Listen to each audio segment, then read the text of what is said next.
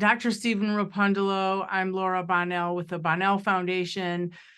Why is the Prescription Drug Advisory Board a bad idea? Well, first of all, the board is going to be unelected and unaccountable because it's going to be completely appointed by the governor. There's going to be 5 members to the board, and it's so sort of it's going to be to the whim of the governor, whoever the governor is at the time. And so one can imagine that there'll be political influences to do one thing or another with that board. So they don't answer the legislature, they don't answer the public. And one can imagine that those will be, they could be arbitrary decisions that may not be in the best interests of patients. And what's the best description for the PDAB if someone doesn't know what it is? Well, the idea here is that the PDAB, the Prescription Drug Affordability Board, would set a upper payment limit, a UPL as it's called, for a selected number of drugs that they feel are inappropriately priced or have been increasing in price beyond whatever their sense is, and then they would decide on what the most could be paid for that drug to a pharmacist or to whoever provides that drug to a patient, which may or may not, in fact, be the true cost by which these drugs are acquired by a pharmacist, a wholesaler, distributor, or other providers. And it sounds sexy. It sounds like it's going to save patients money, but will patients ever see a savings? Well, the whole premise behind the proposal to establish these boards is to effectively limit or reduce out-of-pocket costs.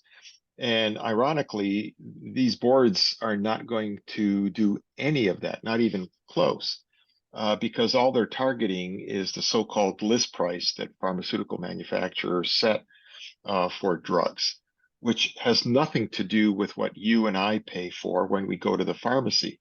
What you and I pay for is really completely dependent on benefit design, which in turn is related to what the pharmacy benefit managers and ultimately the insurers decide on how much you and I should be paying for whatever drug. So, these boards will, in setting whatever price for a drug, you and I will not see one dime difference in what comes out of our pockets, not one. And then what's the danger to the rare disease community? Well, experience has shown, because there's been about 7 states that have introduced these PDABs thus far, is that they target the more expensive drugs.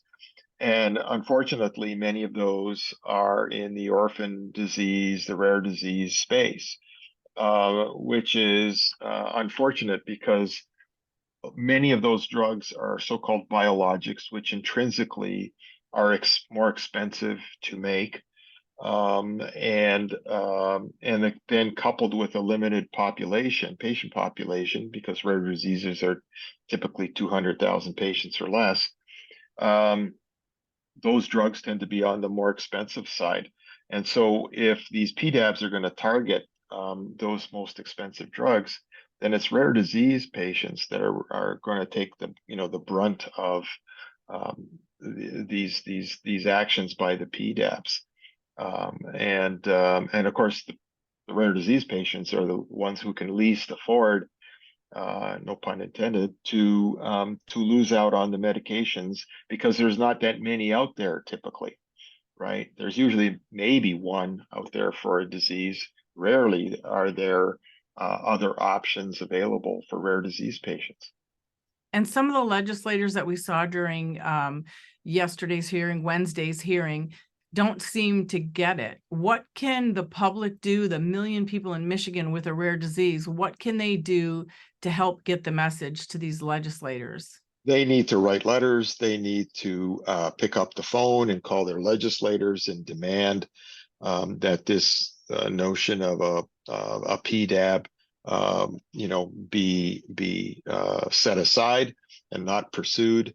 and really compel these legislators to tackle out-of-pocket costs directly through insurance design, reform, through things like copay accumulator bills that have been stranded for a long time, and other things like that would have much more immediate effect for your pocket and mine. And there is an urgency, so everyone, please do something, speak up, and get it done. There is an urgency because they're trying to ram these through the next 2 to 3 weeks, and they're not really allowing for the legislative process and democratic process to evolve and include all the voices out there, like rare disease patients. Thanks, Dr. Stephen Rapundolo. You're welcome.